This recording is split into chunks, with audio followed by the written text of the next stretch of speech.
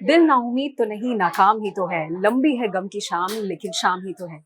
ये बहुत ही एक फेमस कहावत है जो मुझे फिलहाल याद आ रही है, और ऐसा इसलिए क्योंकि अभी 5 राज्यों में विधानसभा चुनाव हुए जहां के रुझान सामने आ गए हैं। तो ये शायरी जो है, और इस शायरी का जो मतलब है, वो फिलहाल कांग्रेस पार्टी पर काफी ज्यादा फिट बैठता हुआ नजर आ रहा है। क्योंकि कांग्रेस पार्टी जितनी भी मेहनत कर रही है, लेकिन पिछले काफी सालों से उनका प्रदर्शन या उनकी जो मेहनत है वो रंग लाती हुई नजर नहीं आ रही है। 2014 के बाद से ही कांग्रेस पार्टी का एक ऐसा डाउनफॉल शुरू हुआ है जो कि अब अप होता बिल्कुल ही नजर नहीं आ रहा है। तो अब 2014 के बाद से, जो अभी हम बता रहे थे, लगातार चुनाव जीतने की कोशिश तो कर रही है कांग्रेस पार्टी, लेकिन उनको एक जगह अगर कामयाबी मिल भी पाती है तो बाकी राज्यों में उन्हें हार का सामना देखना पड़ता है। जैसे कि अभी हमने विधानसभा चुनावों में देखा कि 3 राज्यों में बहुमत के साथ भारतीय जनता पार्टी ने सरकार बना ली। तेलंगाना में कांग्रेस पार्टी को मिली है जगह जहां पर वो अब सरकार बनाने वाली है, लेकिन 3 और 1 का ये आंकड़ा कांग्रेस पार्टी के लिए काफी ज्यादा मुश्किल हो सकता है। ऐसे में अब राजस्थान और छत्तीसगढ़ में कांग्रेस अपनी सरकार बचा नहीं पाई है, जबकि मध्य प्रदेश और मिजोरम में उसे कांग्रेस पार्टी को करारी हार का सामना देखने को मिला है। अब हालांकि अगर हम तेलंगाना की बात करें तो वहां पर कांग्रेस पार्टी सरकार बनाने वाली है, लेकिन बड़ा सवाल यही है कि बीजेपी के सामने कांग्रेस कमजोर पड़ रही है, या फिर वो अपने प्लान को, जो भी उनकी रणनीति है कांग्रेस पार्टी की, उसको सही तरीके से सामने लाकर नहीं रख पा रही है, और उनकी रणनीति में कोई ना कोई कमी पेशी नजर आ रही है। तो 2014 के चुनाव के बाद से ही जितना भी प्रदर्शन कांग्रेस पार्टी का रहा है, इस वीडियो में आपको थोड़ा बहुत इसके बारे में बता देते हैं। जैसे अगर हम अभी आखिरी साल, पिछले साल 2022 की बात करें, तो सबसे ज्यादा खराब प्रदर्शन अगर रहा है तो कांग्रेस पार्टी का 2022 में रहा है। मार्च में उत्तर प्रदेश, पंजाब, उत्तराखंड, गोवा और मणिपुर, इन राज्यों के विधानसभा चुनाव हुए थे। इन पांचों ही राज्यों में कांग्रेस को करारी हार का सामना देखना पड़ा था। इन राज्यों की 680 सीटें थी जिन पर चुनाव लड़े जा रहे थे, लेकिन कांग्रेस की झोली में सिर्फ और सिर्फ 56 सीटें ही आ पाई थी। तो 2022 की ये बात हम कर रहे हैं जब कांग्रेस को एक करारी हार का सामना करना पड़ा था।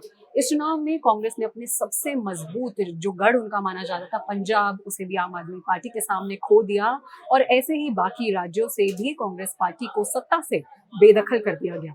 ये 2022 की हमने बात की, लेकिन ये सिलसिला जब शुरू होता है 2014, तो हम स्टार्टिंग पॉइंट 2014 की बात आपको बता देते हैं। तो कांग्रेस के पतन की शुरुआत अगर बात करें तो वो कहीं ना कहीं 2014 के बाद से ही शुरू हुई है।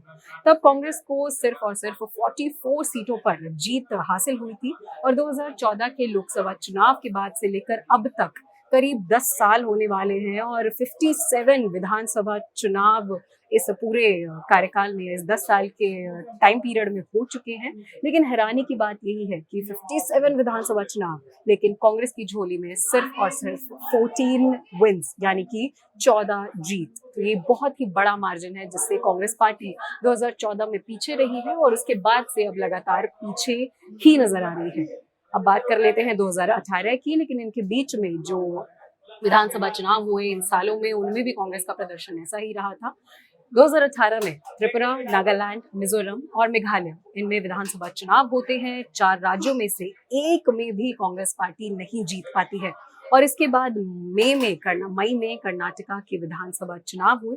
यहाँ कांग्रेस ने जनता दल के साथ मिलकर गठबंधन में सरकार बनाते हैं, लेकिन यहाँ भी बागियों की वजह से, जो कांग्रेस पार्टी का एक प्रॉब्लम है या सबसे बड़ी मुश्किल है, वो यही है कि उनकी पार्टी में काफी ज्यादा बागी नेता मौजूद हैं। तो ऐसे में तब भी कर्नाटक में जो बागियों की वजह से कांग्रेस पार्टी को वहां से हार मिली, और उन्होंने गठबंधन से हटकर बीजेपी से सरकार बना ली जनता दल ने। उसके बाद मध्य प्रदेश, छत्तीसगढ़, राजस्थान और तेलंगाना, इन राज्यों में भी विधानसभा चुनाव हुए, और ये चुनाव वो कांग्रेस के लिए थोड़े बहुत कुछ अच्छे रहे, क्योंकि तेलंगाना में जहां बीआरएस की सरकार बनी, तो बाकियों में कांग्रेस ने जीत हासिल करके सरकार बनाई। ये बात हम कर रहे हैं 2018 की। लेकिन 13 महीने बाद ज्योतिरादित्य सिंधिया की बगावत की वजह से एक बार फिर कारण क्या रहा? अपने ही नेता में, अपनी ही पार्टी के नेता में बगावत के गुट। तो बगावत की वजह से मध्य प्रदेश में 13 महीने बाद ही कांग्रेस को वो सत्ता गंवानी पड़ी थी। ये 2008 की हमने 18 की हमने बात कर ली। अब 2022 में पंजाब भी चला गया कांग्रेस पार्टी के हाथ से। आम आदमी पार्टी ने 2022 में पंजाब को नाम कर लिया। अब 2023 भी हम सभी के सामने है, जहां पर कर्नाटक की जीत के बाद एक उम्मीद की किरण कांग्रेस पार्टी में नजर आई थी कि हो सकता है कि आने वाले विधानसभा चुनावों में कांग्रेस एक एक करके सीटों को राज्यों को साध पाएगी, लेकिन ऐसा होता नजर नहीं आ रहा है, क्योंकि 5 राज्यों में से सिर्फ एक राज्य में कांग्रेस को जीत हासिल हुई है, सिर्फ एक राज्य में कांग्रेस की सरकार बनने वाली है। तो ये प्रदर्शन जो है 5 में से सिर्फ एक राज्य का मिलना काफी ज्यादा बुरा माना जा रहा है। और सिर्फ यही नहीं, अब आने वाले जितने भी राज्यों के विधानसभा चुनाव होंगे, इसको लेकर एक आकलन किए जा रहे हैं, ऐसी बातें हो रही है, कयास लगाए जा रहे हैं कि कांग्रेस पार्टी का पतन जो है वो कर्नाटक की जीत के बाद लग रहा था कि खत्म हो जाएगा और कांग्रेस पार्टी एक बार फिर से वापसी करेगी।